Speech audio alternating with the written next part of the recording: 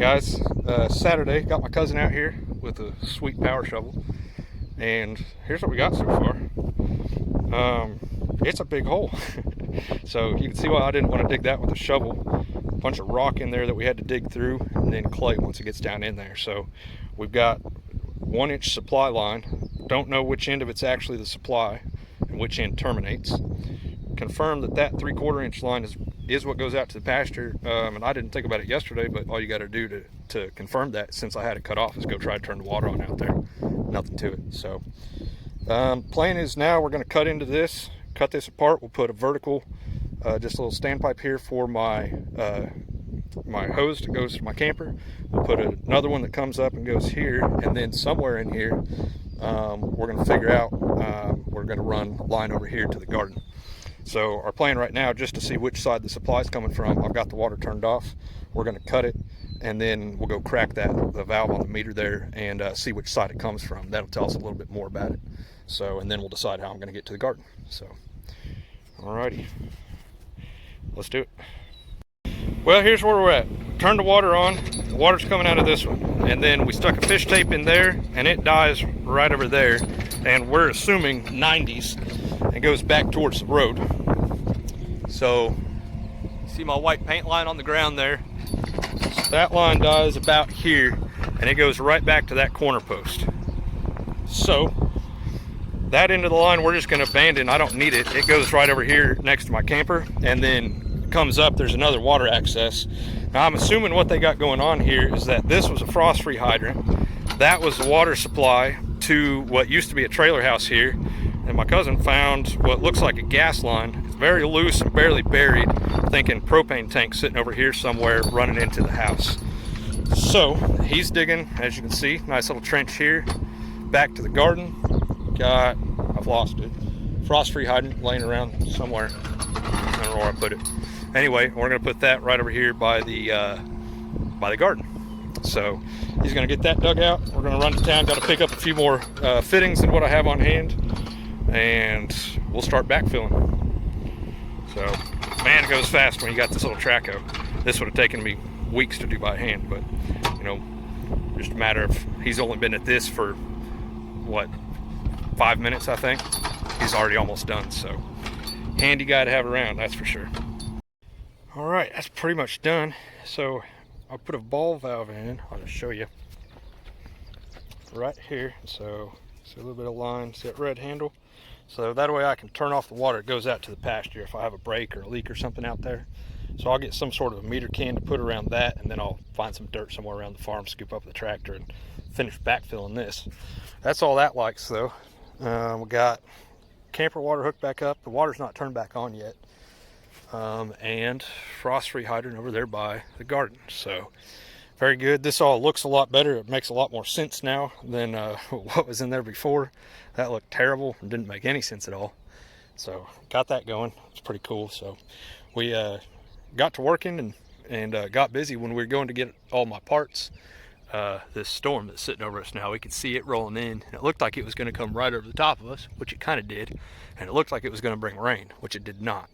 So as soon as we got back, he started priming parts, and I was gluing them together, and then I ran this line while he backfilled, and man, I mean, it took just an hour or two, and we had the whole thing put back together and done. So just in case we thought we might get rained on. So didn't get much in between shots there, but that's that. So very cool, very excited. Back to ranching. He's about to pull out of here and head home and go back to mowing, I think he said. So all right, let's go look at the cows. Out here checking on animals real quick. I think I'm gonna go brush hog my front yard down here in just a minute. Came out here and gotta look at them though. You can see they're all hard at work here. Very few of them laying down. Most of them are up, running around eating. That's good. One laying down right over there. Now look at this one.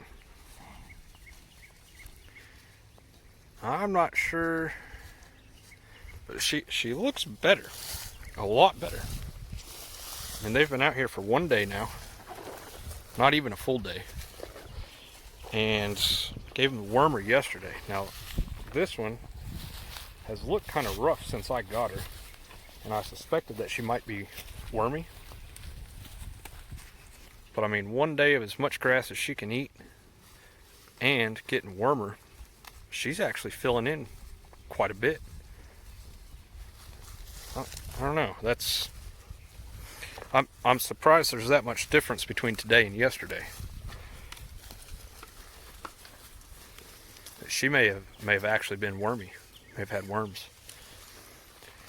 Either way, I'm happy to see her looking better. It's I don't know. It's interesting.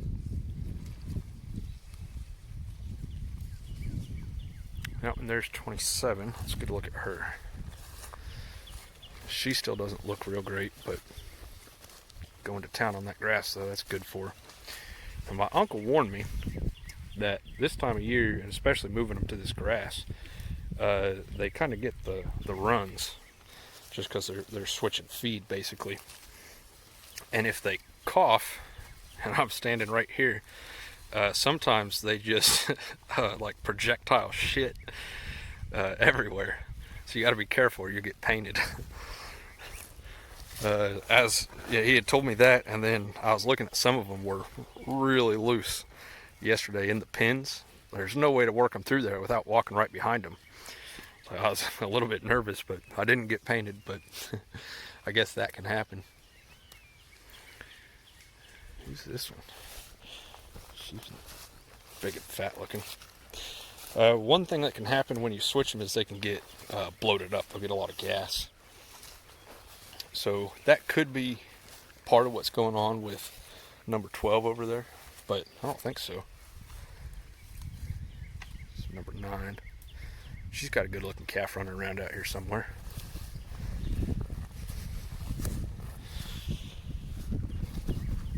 Anyway, like I said yesterday, not a whole lot of difference between today and yesterday on the grass. They've not had that long, and it's a bunch of it. So this area, I think, and I'm really just guessing, I haven't even measured it on maps or anything, but I think this area that I've got them in is about 6 acres, which I think should be about 7 to 8 days worth of forage for them. And with that said, though, a lot of it's trees. A lot of it's grown up like that over there. So it's probably actually only like 4 acres, maybe 5 acres worth of grass. So, but saw yesterday, I think it was number 36, was eating on a tree. So if you count, I don't know how you count that in. So there's a way you can measure this. There's little sticks.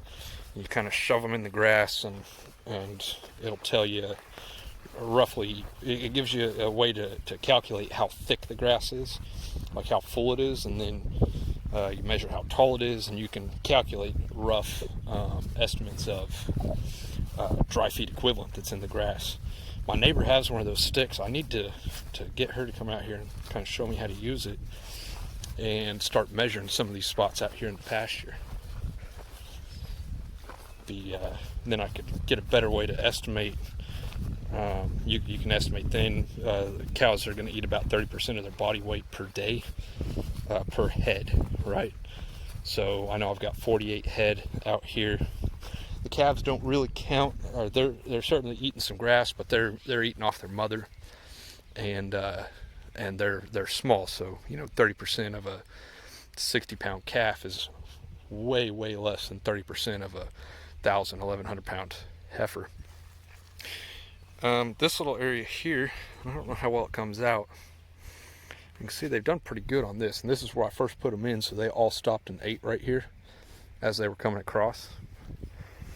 And so you can already see the difference, though, between this and that.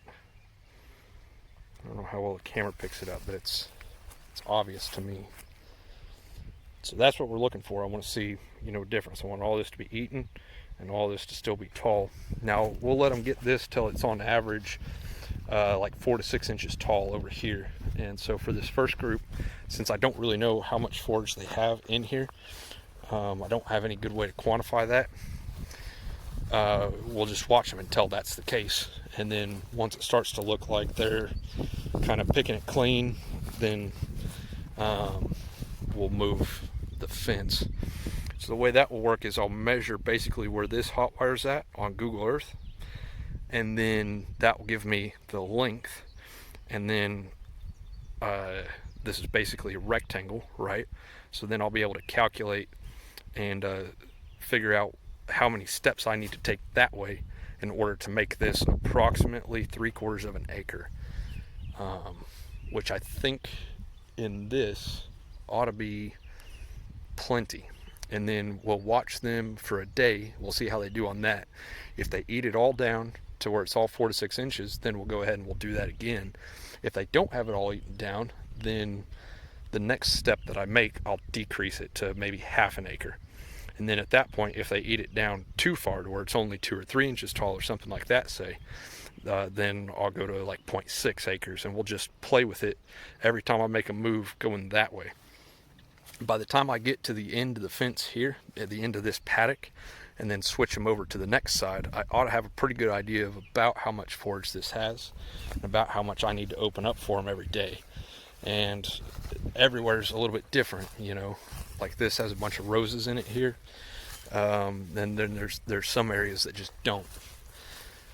Out here it looks like we've got a bunch of shrubs and stuff, so that takes away from the forage that I have for my cows, which is why I want to get all that stuff killed off, get rid of it, because it's useless. It's stuff that's growing and taking nutrients out of the soil, but the cows aren't going to eat it, so it's not good food for me. Remember, the thought process here is that I'm actually a grass farmer, not a cattle rancher, right? Trying to grow grass. So I want good fescue and stuff like that, clover and things that the cows like and that they're going to eat. So these thorns, they'll eat some of the leaves on the thorn, but these don't have any leaves, as you can see. Can you see that? But you got these vines, no leaves on them, so the cows aren't going to eat that. This is just useless stuff. And all these vines, and they're everywhere. I mean, everywhere. And they're sucking nutrients out of the ground that could be going towards growing better grass. So same thing with all these shrubby type things. Those roses, I don't think they'll really eat those. Maybe they will, but anyway, looking good though. Everything's going as planned over here. They all look happy. You can see they like to hide in the trees. Can you even see that one?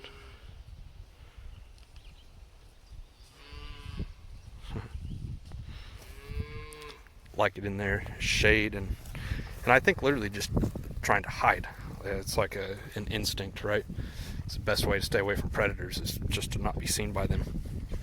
So look at this big group standing in the shade right here. Look at 37's calf right there. Man, what a good looking creature. That's her right there next to it. She's been an excellent mother. Raised an excellent looking calf.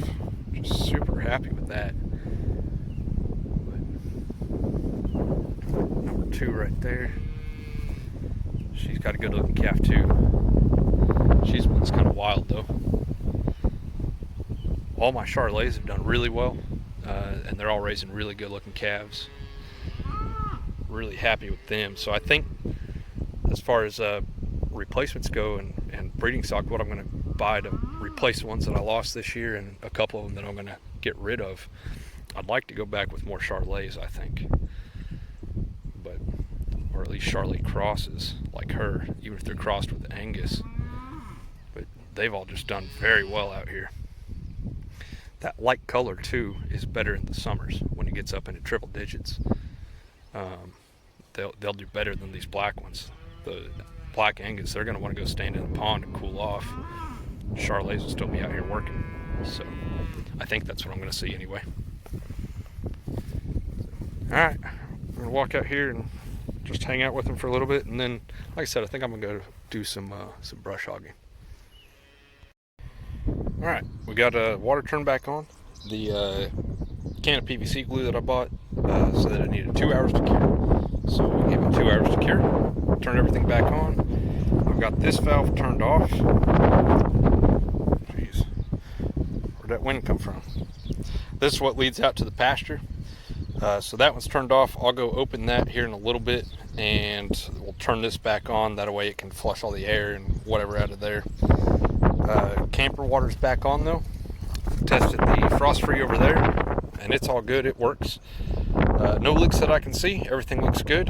So, man, the wind is rough. I'll hide over here maybe. Man, I'm thankful that I have a cousin that happens to work in the water business, and that's what he does. He does utility work. So him and his uncle, they own a construction company, and they specialize specifically in water utility work. And so he's got equipment and knowledge and great resource. Anytime I have questions about this kind of stuff, and then on occasion, if I need help with something like this, I mean, you guys saw how big the hole was. I mean, man, great resource to have. So he worked for me out here at cost. Just covered his fuel, and that got him up at probably 5:30. He said his plan was to leave at 6, and so got him up early on a Saturday morning. Got out here, got the job done, and he's headed back home. But man, I appreciate that. So we're gonna hook up the brush hog, like I said just a minute ago, and we're gonna get all this knocked down. So here's kind of a before picture. Next time I show you guys, I'll hopefully have it all knocked down. So pretty nasty, just a bunch of weeds basically. A lot of clover, which is nice, but these yellow flowers, I'm not sure what they're called. I don't like them though. And then all these, I don't really know what these are either, but I need to get rid of them as well. So anyway, we can water the garden now. That's what started this whole thing. If you guys remember, I went to try and water plants in when I first put the garden in, and that's when I broke off my water line over there. So anyway, got that done, got that put over there. I've got a garden hose. It's in the back of my truck. I need to go grab it. We'll hook that up, and then we'll have water to the garden. So that'll be awesome.